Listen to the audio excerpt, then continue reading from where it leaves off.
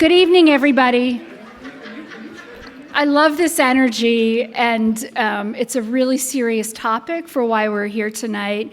And I think it's really wonderful the way everybody here connects.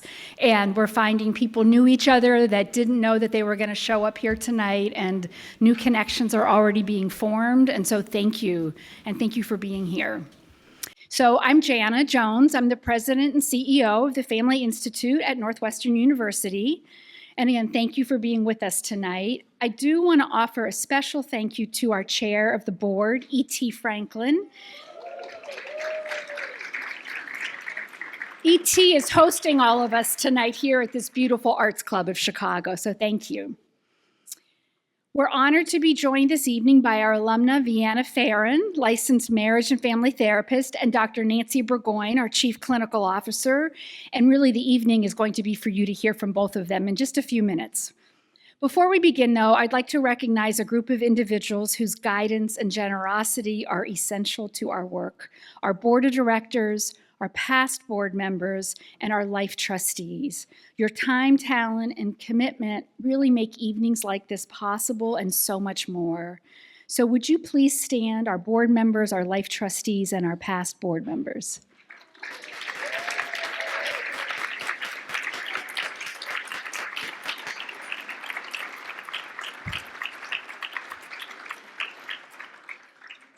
They do really hard work with us, and they also really enjoy working together, so it's really a treat. I'd also like to thank our generous sponsors, our event sponsor, the Make It Better Foundation, our hospitality sponsors, Blue Owl and Katie Lamb Hines and Bill Hines, and our book sponsors, Byline Bank, Global Group, and Dr. Horace Smith and Susan Smith. Thank you to our sponsors. At the Family Institute, our mission is to strengthen and heal individuals, couples, kids, adolescents, families from all walks of life. And we do that through clinical service, we do it through research, and we do it through education. And we believe that in deepening our understanding of relationships and family dynamics, whether they're present or in the past, in helping people deal with those relationships and strengthen them, we help them reduce distress, build resilience, and lead healthier lives. And part of our work is also to bring groups of people together like this around ideas so that we can all deepen our understanding about strong relationships. And we really do believe that when we invest in healthier relationships, we're also ultimately investing in our healthier communities. So it is now my pleasure to introduce Susan Noyes, founder and chief visionary officer of Make It Better Foundation and our event sponsor. Susan, thank you. You and your organization have partnered and supported us now for the past 3 years.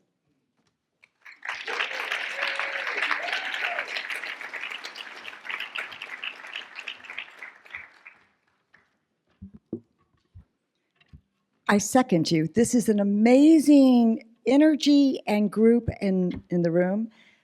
Jana, thank you for the kind introduction and this opportunity. And thanks to every single one of you for showing up and being here to support the Family Institute too. Your time and your presence is a powerful statement about your commitment to mental health, championing best practices, strengthening relationships, families, and communities too. I think my husband, Nick, and I found our way to the Family Institute not just 3 years ago, but 25 years ago, when we were dealing with the issues embedded in raising a large blended family on the North Shore. And when I started the Make It Better as a publication to support the best, most impactful causes on the North Shore,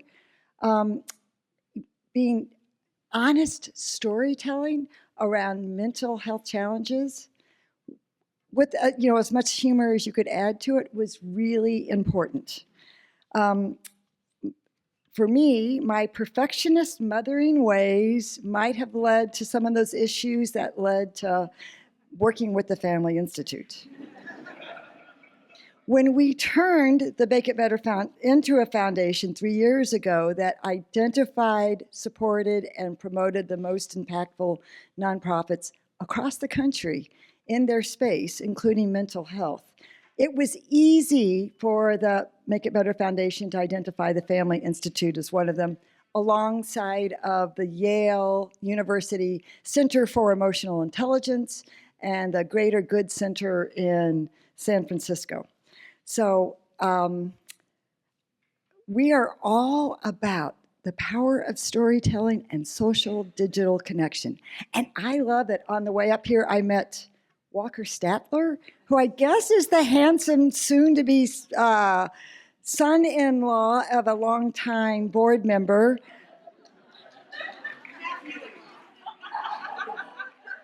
And I really encourage all of you to take the content that you see from tonight and share it as broadly as you can and add your own authentic story on top of that. That is helping the Family Institute grow connections, support across the country with all of your friends and alumni, et cetera. So thank you so much.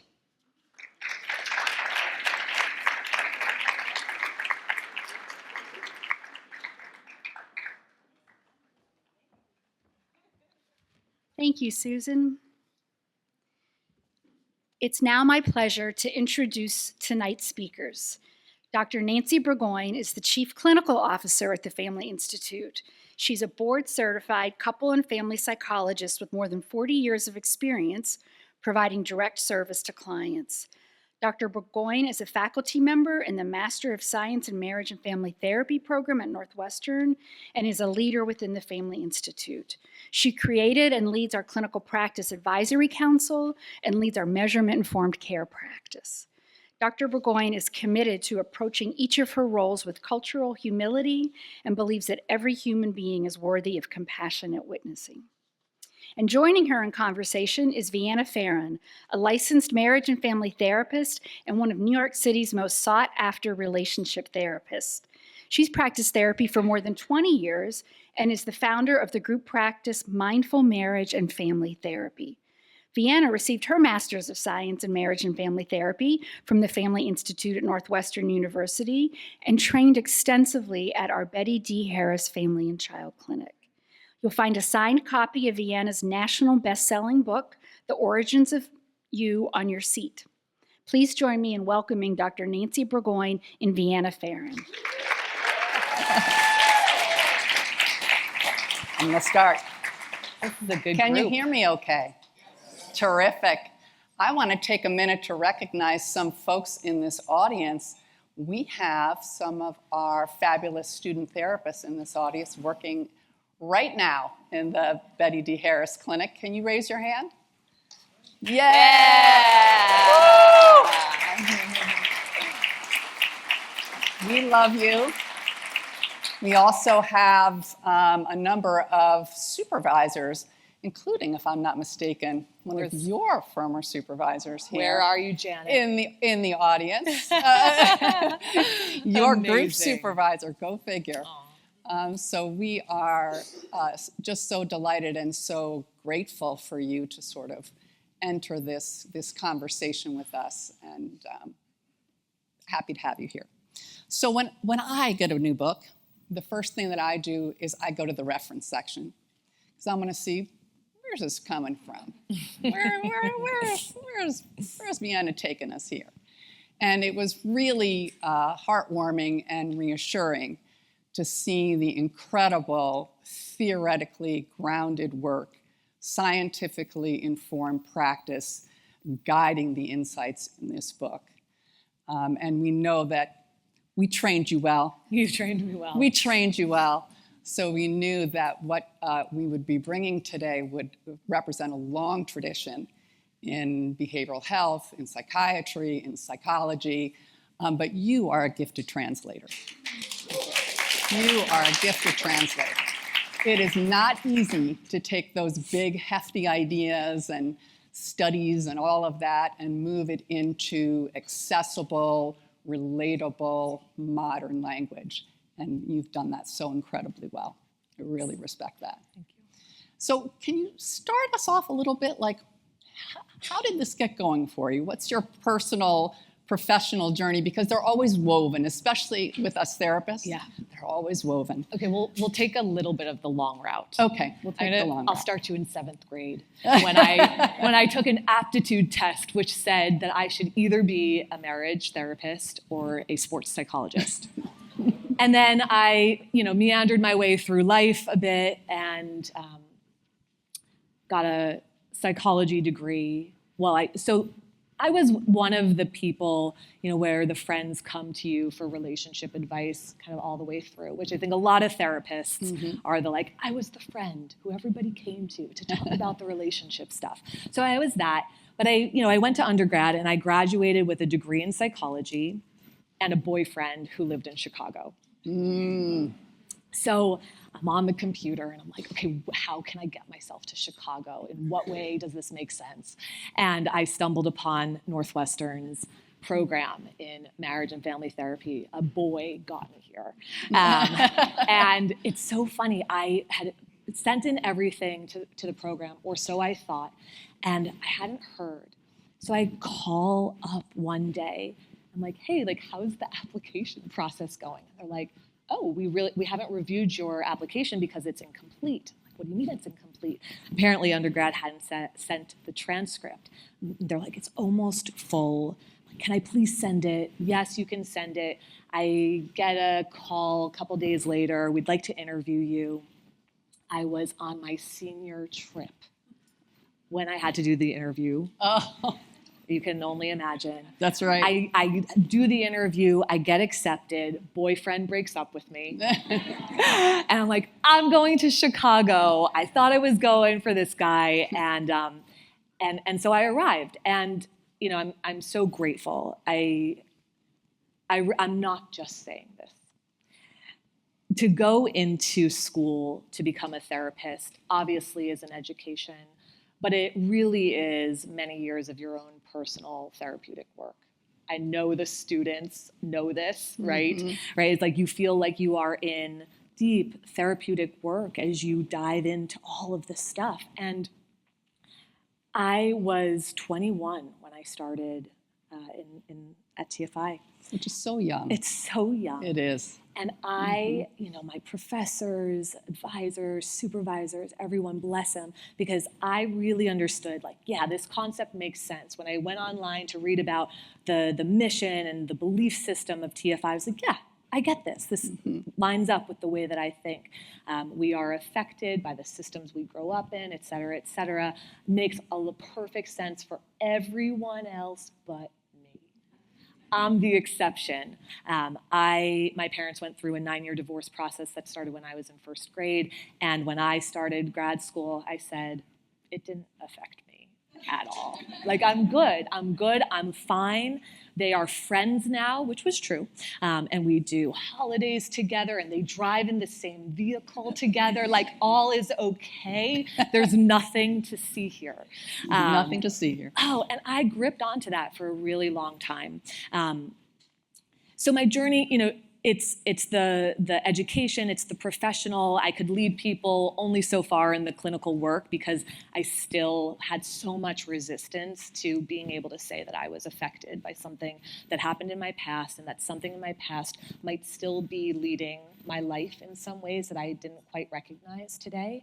And it took, a moment in a relationship that kind of brought me to my knees to really come into contact with it and start to let myself feel. But then the need for me to be fine and for everything to be okay was because I just didn't know how to be with pain. Yeah.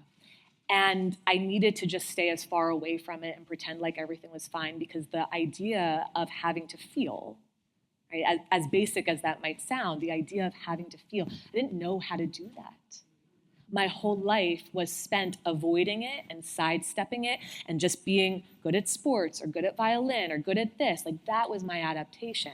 Get good at everything, pretend like everything's fine, and as long as I'm good, I don't have to look at what's crashing and burning over here. And so, it was as it is, we therapists get into the field of therapy, whether we know it or not, to resolve that which is unresolved in our own lives. I didn't know it at the time. I learned it later, and I'm so grateful. And I'm so grateful that the support I just think about my supervisors, Janet, everybody else who's like, sweet girl, like you'll find your way one day, you know, and I did, you know, but it just didn't come until probably my like mid-late 20s. And then from there, it's like you can't unsee it. You can't unsee it. And then it starts to unfold, and then it supports the work and supports you, and then there's that snowball effect. But that's kind of your premise, right? Is that what you're taking from your wounds, what you're taking from your family of origin, shows up again, and this is not an uncommon thought, but a really important thought, that shows up again in your relationships, like it or not, right? And so can you elaborate a little bit on that, sort of how those wounds show up, surprise us? Well, the gal who was totally unaffected by her past found herself dating my now husband, and in probably the first year of our relationship, I remember we got into our first conflict, and as we always is the case, we don't kind of remember what the conflict itself was about, but I do remember that I couldn't stop proving my point and needing to be right, and I kept doubling down and tripling down and quadrupling down, but nothing here, I'm good, I'm fine, I'm not affected by anything from before. And you know, in that moment, I remember having this out-of-body experience, kind of looking in at myself. What are you doing? Why are you doing this? He's saying everything's okay. He gets it. He understands. And I keep going. And I went into a bit of shame after the fact. You know, is this relationship going to end? Is he going to want to stay with me? What's going to happen here? But then I moved into a state of curiosity. Okay, what's the function of this behavior? Why do I need to be right? Why do I need to prove my point at all costs? So if we rewind, what I would call it, as I do in the book, is a safety wound.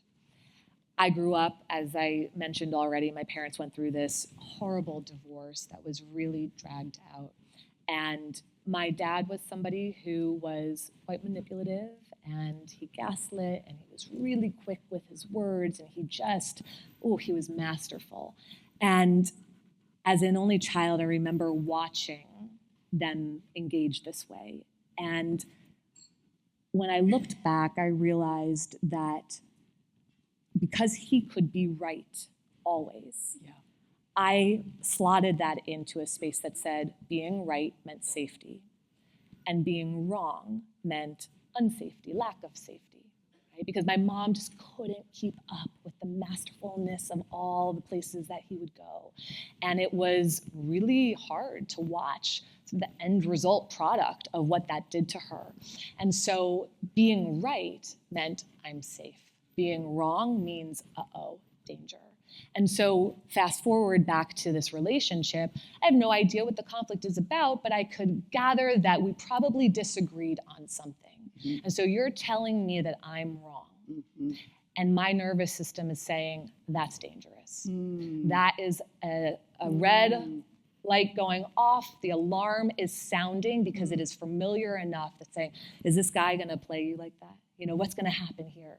And it was so important, right, to understand, because otherwise it's really easy to become critical of yourself. It sure is. Right, because you're so ashamed. I think all of us have a behavior that we can engage in sometimes from time to time where you're like, oh, yeah, like, that's not great. You know, I like that part of me I'm a bit ashamed of. I didn't like that part. It was awful to be somebody who, gotta prove my point, gotta be right. Like, that's not lovely to be around. And I knew it. But I think when we move from a place of self-criticism and shame to a place of curiosity, to a place of grace, and that also means ownership and responsibility and accountability, right? I think self-love is the intersection of those things. But when we can go to that space, then we connect with context. Context isn't an excuse, but it is a bridge to understanding oneself and understanding your partner. And so, yes, right, the wounds from the past, right, this thing that I watched and observed and experienced and lived through over and over and over again was something that was informing how I was engaging in my intimate relationships, how I was moving through life. And I really needed to learn that lesson.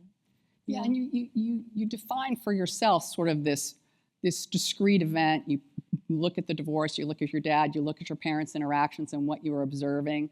I'm thinking for a lot of folks, perhaps, that some of what shapes them may be less sort of a nodal moment, than sort of a pattern they observe, things that happen to them throughout their lives. How do people start to get that awareness of that nervous system reaction that you pointed to? That's the cue. That's like, okay, what's going on with me here? What am I bringing into the space? It's such a good point. I think some folks do have the really obvious part of the story where you're like, oh yeah, it's that. Like I know that. But then there's so many of us where it's just that chronic kind of quieter drip. Yeah, exactly. Your reactivity is a really good indicator for where your wounds might be. Our activation, maybe you've heard people talk about activation or triggers. Yeah. Right? It's like when you notice yourself getting a bit hot, like that's going to point us to something that needs our attention. What throws you out of your window of tolerance? That's right. What makes you either go up or check out? Yeah. Right? It seems like it's going to be one or the other. You're gonna go high and you're gonna get super activated, or you're gonna disappear. Right. I don't want to be here anymore. I don't want to be here This anymore. is no longer safe for me. Right. And so my safety is either in getting louder, Yes. right? Going into that fight space, or fleeing, Getting freezing. easy. Yeah. Fawning. Right. Getting easy, checking out.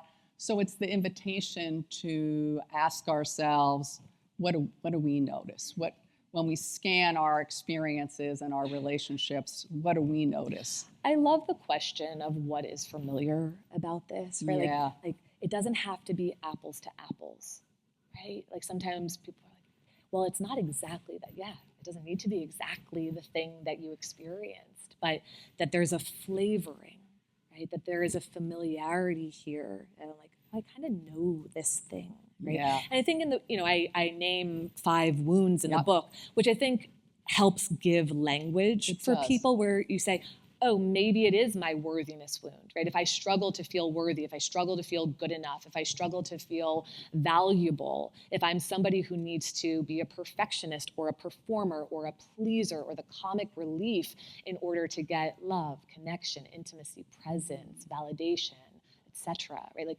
those are the things that pull us in to say, okay, right, maybe I did grow up in a family system where I learned that I needed straight A's and I needed to score a hat trick and I needed to be perfect in order to have calm and presence in my home. And if I didn't do those things, that was taken away. Right? And so it might look okay from the outside looking in, straight A's, great athlete, right, et cetera, right? But what did I trade? What did I trade? So yes, we're looking for that activation. We're looking for the unwanted patterns in our lives as adults. Like, what's the thing that you keep saying, I don't want to do this anymore. I don't want to fight with you this way. I don't want to not have a loose boundary over here. But then when it's time to do it differently, we struggle. That's a place to look. Right? I know I want to do it differently. I am so aware of this. This is the path I want to take. But then when I'm in it, it all shuts down. Right? Like it looks a lot different. One thing that I do want to say, though, is that when we go into these spaces, instead of getting hard on ourselves, I love the reframe for dysregulation. As being active self-protection. Whenever we are dysregulated, we get hot, we disappear, everything that Nancy's talking about. When we go into that space, we are just entering into active self-protection. You are protecting yourself from something that your system has decided is unsafe for you. That's a beautiful gift. Now, we don't want to stay there. Like, if I continue to be somebody who needs to prove my point and be right in my marriage over and over and over again, that marriage is not going to work out very well, right? So we have to do this work. That's the invitation. I mean, it's why all the therapists in this room, do this work, because yes, let's understand the context. Let's hold it with care and curiosity and compassion. And also, we want to create change in our Yeah. lives so that we can have healthy, functional relationships. That's worth a moment, right? Because it's a poignant thing to sort of realize that what you're doing in protecting yourself represents a wound, represents a source of pain, represents something. I think if you can muster that tenderness, like when you're talking, I feel that tenderness. If you can muster that tenderness for yourself, then you have these opportunities to re-enter the conversation. That's right. Oh, I've become so hot and angry because I feel deprioritized in this moment. Yeah. Right? Oh, I feel so far away. I want to disappear from this because I picked up on something that feels like betrayal. Yeah. Right? It's noticing those things so that we can enter back into a conversation or enter back into with self, as you're describing, to just get to know this part a little bit differently and more. It's so hard to just start noticing those things. Mm-hmm. Oh my goodness. And I think, I'm curious, as a relational therapist, do you feel like it's a two-step dance that folks need to do a little bit of individual work? Mm-hmm. And they can do it in the context of relational work, certainly. But it seems like just a really challenging thing to, on your own. I mean, your book is great. And by the way, there's a very cool online quiz and tool, so you could use that to help you. To sort of turn to yourself and to be able to identify that on your own. It seems like having help and support to help you identify those wounds is going to give you a leg up. The individual work is really powerful. And of course, we are relational supporters. We love having multiple people in the room. And sometimes when we're early in this work, there is a lot of value to being able to place down the other person for a moment and just be and pick up your own self. Yeah. Because when we are relational, it's like, okay, I'm thinking about my history and how I grew up and all of those things. And I'm also simultaneously trying to think about how you grew up and your wounds and all that. And that can get complicated. And there's a lot to it. So yes, that dance of individual and relational work is, Yeah, it's puzzle pieces. It's puzzle pieces. So can you talk a little bit about this pivot? You have this really nice way of talking about when you're finding yourself in this space, in an experience with a partner potentially, or a friend, or anyone, and you sense that activation, and you perhaps you're fortunate enough to recognize what it's about. You sort of map out a little bit of try this kind of thing. So the trying this is what my 20-something-year-old self would have hated, because that work is about witnessing your pain and allowing for grief to be there. Yeah. There's a lot of loss that happens as we move through life and we go through hard moments, and maybe we don't go through those hard moments well. And so there is a practice of needing to make contact with the pain. Yeah. And letting that authentic expression of emotion, whatever that looks like, there's no right or wrong way to do it, but letting that authentic expression of emotion be there. Mm-hmm. I feel like probably many people in this room grew up with if you're angry, count to 10. Yeah. You're like, and then what? And then what? Cool. What do we do? I'm still mad. I'm still pissed. Even more mad. The pause, yes, is actually so important, right? Now, it might not look like only counting to 10, because yes, we might still be angry and we don't feel like we have direction there. But the pause is really important. And I actually think when we do this work intentionally, we wind up, like the byproduct is that we expand the pause between that. The quote has been attributed to Viktor Frankl of like between stimulus and response, there is a pause.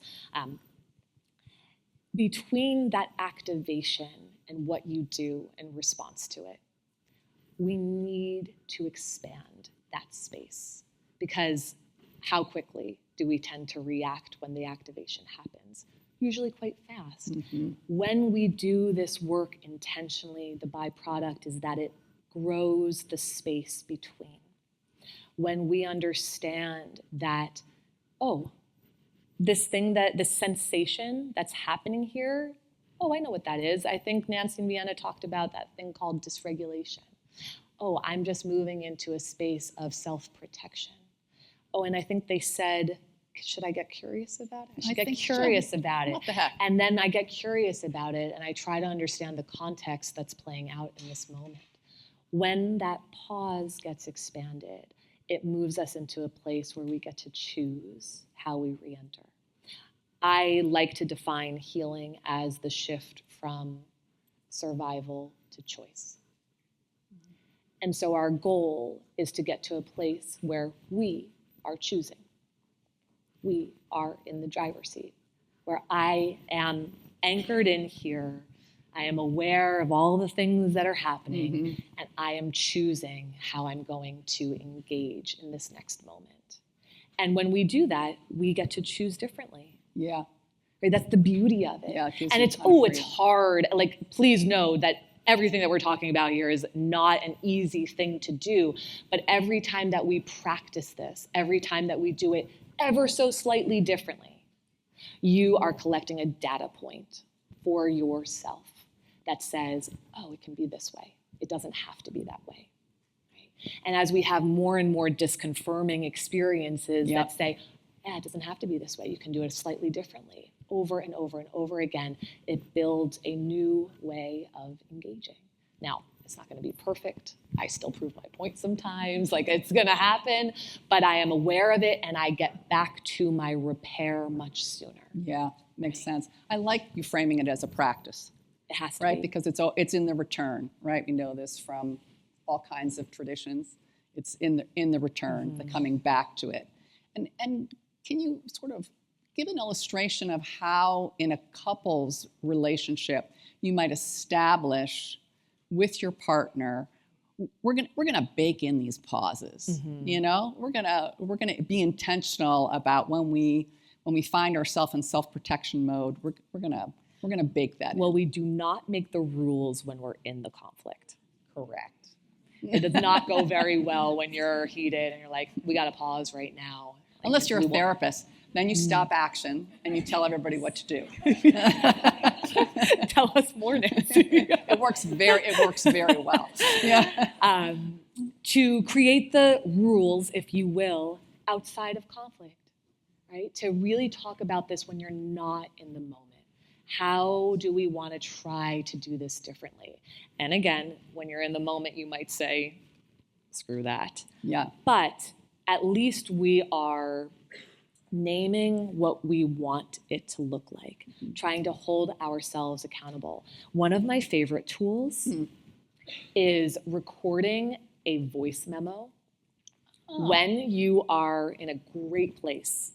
Like when you are the happiest you could possibly be with your partner, it's all is good, where the love is there. You're like, this person loves me and I love this person, right? And recording a voice memo that speaks to the moment where you know it all goes wrong.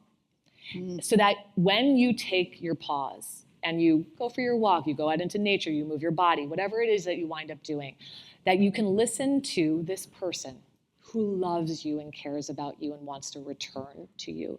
But you listen to their grounded, anchored, loving voice saying, hey, I know we're clearly in this moment right now, but I just want to let you know that I love you. I'm going to try to do my work and understand the context and all this stuff. I'm going to come back into this conversation a little bit differently, but just know that I care about you. And I love to be able to hear the version of your human who loves you in the moment where you're questioning why you even with the person exactly. But like there is actually something really profoundly beautiful about hearing that voice that says, oh, we're here again, I know. And we're going to get through it. We just need to take our time. Here's the agreement that we have, but we're going to return. And so that's a favorite tool of mine. That's so poetic and so much better than can I just have a do-over? That's a good one too. Can I have a Can we do-over? restart? I messed that up. Can I do that again? Yeah. Yeah. The reset button. I like yours better. I'm going to try that next time. Yeah. Yeah. Yeah. So record that for each other. Yeah. When you're just loving on each other. It's a really beautiful tool. Now, what you do with that tool when you're listening, oh, screw you, I don't believe it. It's like, try to receive it to the best of your ability. Well, there's something about walking away with a thought about being intentional about inserting the pause. I mean, I know I'm harping on this, but I feel like it's such a great opportunity, you know, for people to think about those moments where it goes south for them. Yes. And walking away with something intentional about inserting something so that you can move into another space with someone. It's a tremendous gift. What we know is that you cannot repair when you're dysregulated. Right. Period. Many have tried. Many have tried. Many have tried. Many It tried. Doesn't work. No. So waiting up until 6 a.m, we're going to make it through. We're going to find, if you are dysregulated, it's done. You can't come back into repair from that place. And so you must take the pause. You must utilize a tool to help bring you back into the space so that you can do it differently. How much do you feel is helpful for couples in particular to sort of know about one another's wounds so that if their partner's activated and they're in self-protection mode, they have some insight? Huge. Yeah, makes I a think big it's difference. one of the most beautiful gifts to get curious about your partner's story. Yeah. I'm sure you've done this before, where you ask, partner A to, have you ever thought of your partner as a little human? Yeah. Like we see this adult in front of us with all the things that they do that just irk us. And we forget that they were a tiny human who grew up in a flawed family system, right, where they experienced pain and they were learning how to survive and adapt through it all. And then here they are in front of you. And if you only look at the person in front of you, you are missing so much. And I know it's hard to be like, tell me about all of your history. Like sometimes I'm like, do I want to know the history? Like, do I want to know your past relationships and all of that? But my goodness, to only see the human in front of you today, sliver. Yeah. To be brave enough to see the whole human and their story, the complexity to their story, that is a loving act. It is a relational act. Yes. And we are all about relational acts. Everything that we do is a relational stance. It's what we keep coming back to. And so if I only know you and see you in this moment, or however many years we've been together, then I am avoiding a huge part of what makes you you. So how do you enter into that knowing and honoring without turning into your partner's therapist, your partner's parent, your partner's? How do you navigate that? You hire a therapist from the Family Institute. I think you're right. She sent it. I slammed. Yeah. We did it. Just how does that happen? That's it. We donate. All of the things. Yes. Yeah. It's complicated. You do. Yeah. I mean, but that's why You recruit help. It's why we recruit help. It's why there's a third person in the room. How many times any therapist in the room tonight knows that the couple comes in for the first session, the first time, and you just say the thing ever so slightly, and partner B goes, yeah, that makes so much sense. And partner A goes, I've literally been saying that for the last decade. Like, how is this a thing? And that's why there's a third person in the room. That's why there's somebody in there that's translating, that is moving these pieces around with you, for you, in this beautiful way. So it is complicated to try to do it on your own if you have no clue what you're doing. It is. And it's also complicated to do it if you do know what you're doing. It sure is. Right? Like, we have sure is. We have all the same conflicts that All of them. Everybody who's not Sad a but therapist true. has, right? So, it's maybe we're quicker to repair. Yeah. It's like we're aware of all of those things, but yeah, we ask for help. Yeah. Yeah. We ask for help. Good advice. Good advice. So I'm thinking about the kinds of things that get in the way, right? I'm thinking about in the MFT program, we call it constraints, right? The things that make it hard for us to think about this work, to think about entering into looking at our wounds, to think about our partners from this point of view. And the list is long. The list is long. The list is long. Yeah. I Yeah. mean, my constraint was I didn't want to feel because I thought it would be too overwhelming. Yeah. We are afraid of opening up Pandora's box. This is a good moment for me to acknowledge, when I started grad school, I was single. I didn't have children. I now have 2 kids. And so when we talk about this, how many people in the room have children? Yeah. When we talk about this, we're not just talking about you as a human who grew up in a family system. There's also that tenderness of, oh, okay, I was the adult in this family system, and we're also talking about our children. Like I think about what wounds are my kids going to say, you wrote the book. Right. And we still have, we still did it. And so I just want to name that because there is a real tenderness, right, to think about it from both angles, right? But right, it's like, do I want to touch the pain? Am I opening up Pandora's box? What am I going to find there? They did the best that they could.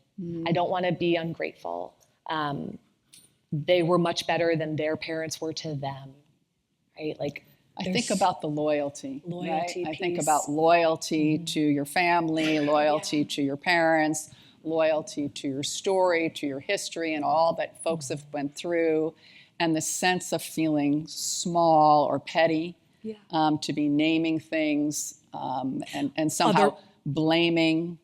And so-and-so has it way worse than and, I do. and little wound comparison action there. Right. You Like, know? who am I to complain about my life because I know a friend who has this horrific story? Right. And, I think what you'll see in the book is that our goal is not to throw anybody under the bus, and this isn't about becoming disloyal. This is simply about acknowledging you and your story and your pain. And we don't have to hate someone to acknowledge something. We don't have to be disloyal to name something. Okay? And so I know that is a fine line to walk sometimes. It is. But that's the invitation, is that it doesn't have to be that in order to make contact with what your story holds. And our ability to make contact with what your story holds becomes the gateway to healing. It's a famous family therapy line is that it's too big for blame. Right? That there's these transgenerational patterns. There are cultural and historical forces. There are so many things that conspire to land us where we are. And if we get involved in blame and pointing, then that gets in the way of us. That's another way to avoid sort of looking at your own stuff, looking at your own pain, making contact with it. But boy, that's a big one. When folks sit in front of me, they're like, you're pointing to this, but when you point to that, it makes me feel this way about myself. It's a big constraint. What else do you, when you see lots and lots of couples in the room, when you're trying to move them into this space of looking at their own pain and their self-protection, what do you find, in the space, makes it most challenging? Now there's more ease because people know what they're walking into. Okay. So it has shifted tremendously. Because people who want to work with me, they're like, I know what you're about. Right. I've read your material, or I've been following you for a long time. And so there's less resistance. But we do go at the pace. I've had so many people walk in the door, they're like, it was great. Okay. Like, we're not going to sit there and be like, no, it wasn't. No, it wasn't. Who did the hard, it's like, that's not it. But it's so beautiful to watch it unfold, whether it's 3 months later or 6 months later or 4 years later, where they're like, actually, here's the thing that happened. Or they say a thing that's been so normalized. Yes. That You know how stood you out thought in the your book. family was totally normal until you went to your friend's house and you're like, Yes. oh, you guys do it this way? Yeah, Right? exactly. It's like, this is what we know. Yeah. Right? And so, yes, it's sometimes they share something, you're like, oh, that's interesting. Either like, Interesting. Yeah. was that like People this? don't scream in your house? Right. That's interesting. I didn't know that. People scream in my house. I didn't know that at other houses. You didn't people have don't to make scream. breakfast for yourself at 4? You didn't?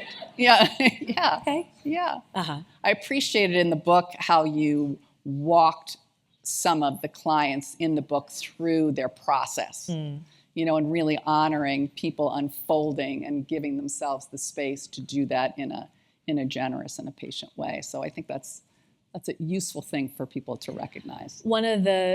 I think, well, we were talking about the value of storytelling. And sometimes we need to read it or watch it and see somebody else's story. No, not me. Yeah. But then you start reading somebody's story and then you see, oh, me, or oh, my partner.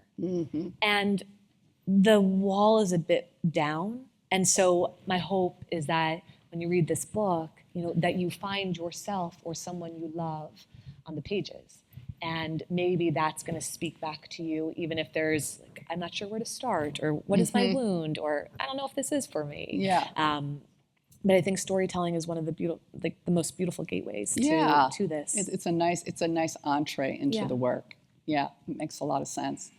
So I'm thinking about a lot of things that, a lot of myths, right, that come our way in the land of relationships, and a lot of things that we're taught is sort of what's true in a relationship. We've got some of these little true-false actions. Okay. That I thought that I got a kick out of when I was reading them, and also looking. You do some fun stuff on your Instagram in the land of sharing some of these ideas. And so Vienna, should we never go to bed mad at our partner? What did we all learn today? Let's see if we're good listeners. Yeah, sometimes we have to go to bed upset. And I know that is a hard one because we go to our worst case scenario, like what if they don't wake up, all of that. No, it's why people want to resolve. It's like the worst thing, okay? But if you cannot come back into regulation, you see how many people are like, see, she said we can go to bed angry. They're like, I've divided the room tonight. Okay, That's right. So don't use this as the get out of jail free card. Try first, and if it still isn't working, okay? But yeah, if we're dysregulated, if we cannot come back into regulation, it's 2:30 in the morning, please go to sleep. Please go to sleep, because you're not gonna get anywhere better at 3:30 in the morning. It's not gonna work. So, but don't tap out because of this conversation, okay? We're watching you all. That's the thing. You got to figure out how to tap out and plan to tap back in. That's right. That's not an easy thing to do. All right, how about, if you're being a good communicator, you are always completely honest. Completely. There you have it. There's your answer. Always. Speak the truth. You don't need anything from me. Yeah, That's it. right. No, and we also know whenever we hear those absolutes, they're never true. Right. Giving you an absolute back, right? Correct. But right, no, just because you're a good communicator does not mean that you are being honest or truthful, or that there isn't any place that you are going astray. There's something about this. I mean, we're posing it humorously. Yes. But this is a dilemma for folks, right? You want to operate with integrity in your relationships. You want to lead with honesty. You want to say something that feels true and represents you. And And at the same time, that can be weaponized. That can be a form of arrogance. Sure. So I'm trying to think about that a little bit more subtly. I think, Allie, maybe I'm getting this wrong, but I feel like you had a post long ago about brutal honesty. Yeah, right? And that's what this makes me think of, which is, do we need to be brutal? Like, could we be kind and honest? Can we stay relational and honest, which I think is what you're getting to. Correct. Right, is that I'm being honest, and here's what you need to hear, and that's what it is. But am I taking into account the way that these words maybe are landing for you? And that's not an invitation to, tiptoe around a person, but can I care about you when I am sharing what I need to share? Can I think about the way that this is going to land for you, even if I'm going to be honest here and tell you what's actually going on for me? Yeah. Can I do both simultaneously? And I think we can. I think when we do this work, we can. But yes, when we sort of swing that pendulum to one side of like, I'm going to be honest, and you need to be able to receive that honesty, no matter how that honesty gets sliced, that's going to divide, and it breaks connection and contact relationally. Our goal always, I think, is to try to deliver things in a way that allows for contact to stay. Breaking contact, somebody becomes defensive, somebody goes on the attack, somebody becomes critical, somebody shuts down. If I'm going to say something that I know is going to create that, I have moved out of being relational. So guess what? Being in relationship is work. There's some heavy lifting there. I am thinking about me as much as I am thinking about you, and vice versa. I'm caring about me as much as I am caring about you, and vice versa. That has to be there in order for us to keep contact with one another. Because otherwise, the divide, it just splits it. Yeah, I want to stay in this for a minute. The sort of the keeping in contact in the context of conflict. Yeah. And trying to figure out how to stay in something when you are being pulled back, and this is going back to where we were, deliberately, being pulled into self-protection, being pulled into, I can't do this, I can't be here, I need to retreat to how I usually cope, and yet I'm trying to figure out how to do that and stay in contact with you at the same time. This is the dance. This is the pivot. This is the two-step. And I think a lot of times it starts with, I actually need to break contact first, go figure out some stuff, then repair and come back into contact. And then we do it again. Practice, practice, practice. We all practice things. We practice a lot of skills, right? Repetition, the muscle gets stronger, but we don't practice these skills a lot. Yeah, we right? don't. It's like it's just not something for most people that is really embedded in their childhoods and how they move through life. And so this is a skill set. This is a muscle that you are strengthening over time, data point by data point by data point. And you are building it. And you might need hundreds. You might need thousands. We don't know how many any of us needs in order to get to that place where I don't have to disconnect from you in order to get through this. I can stay here with you and we can get through this. One of my favorite definitions of secure relationship is from a friend and colleague, Dewey Freeman, and he says, secure relationship, healthy relationship is about going through a hard thing, remaining in contact, and coming out the other side okay. That's the goal. That's the goal. That's the goal. I don't have to disconnect from you through this hard moment. Yeah. Right?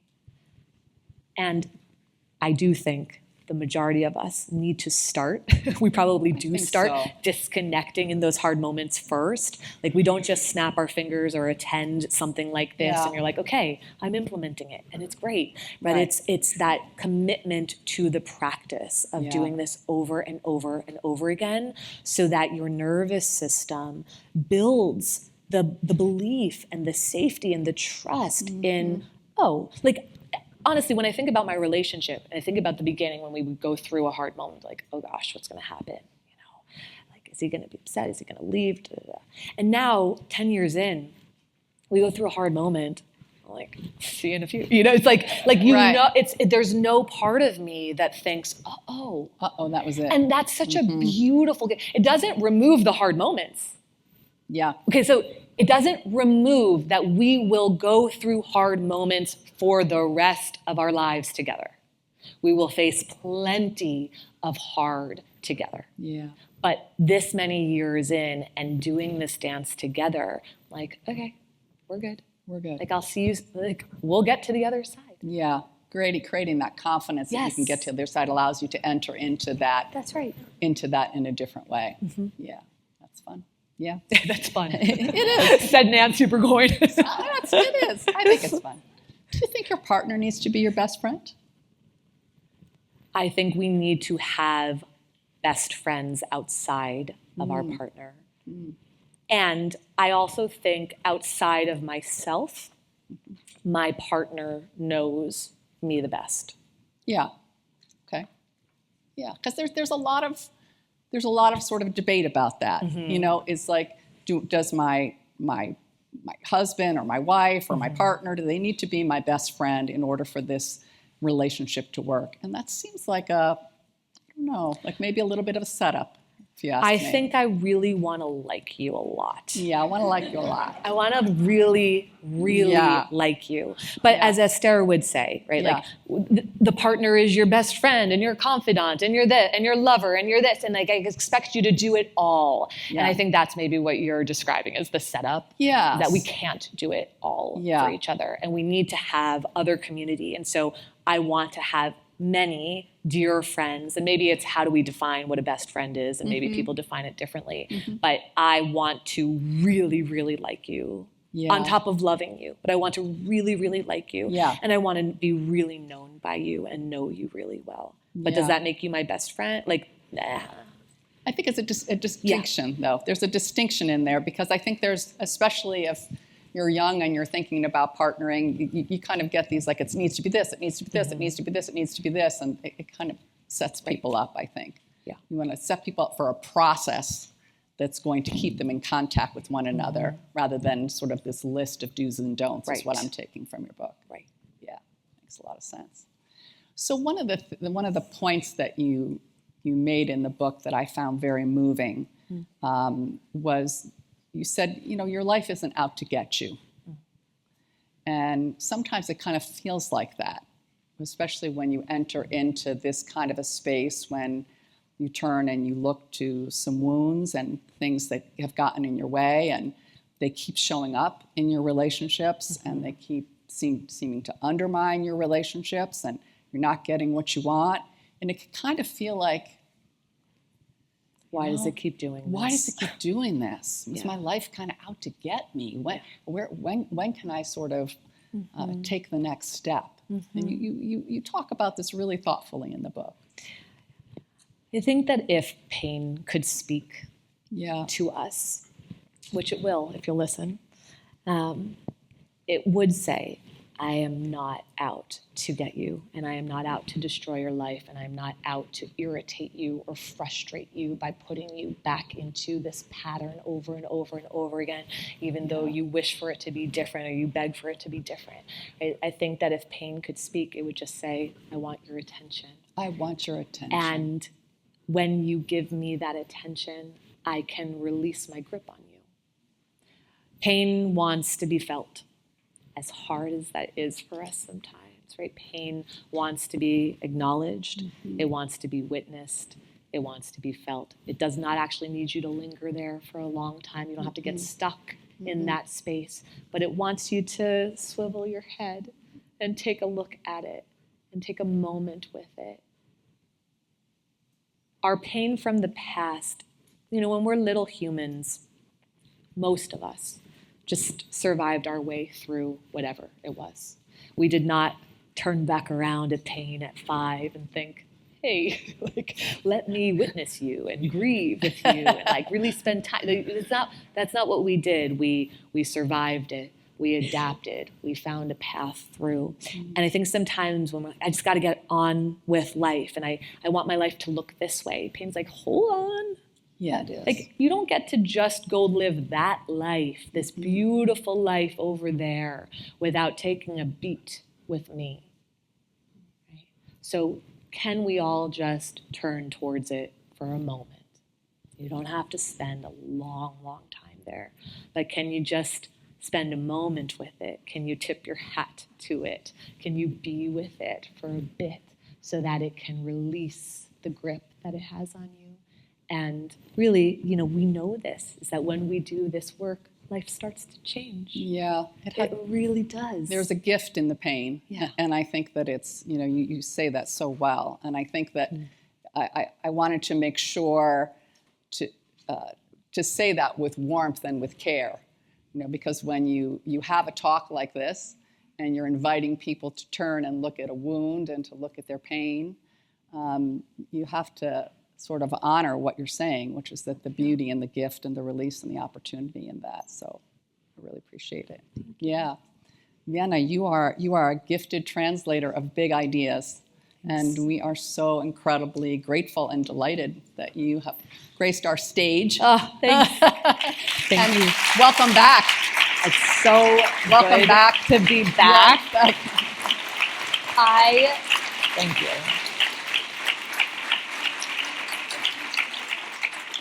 I started the program 19 years ago. Wow. Which is just so wild to me.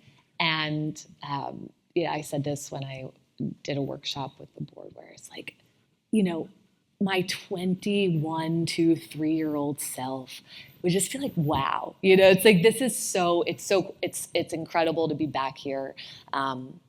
This program is just such a top tier program. I have a group practice in Manhattan, and many of the clinicians in the practice I hire from TFI, like, just because I know that the quality of the therapist is going to be excellent. And yeah, I just feel so grateful that I got to train here.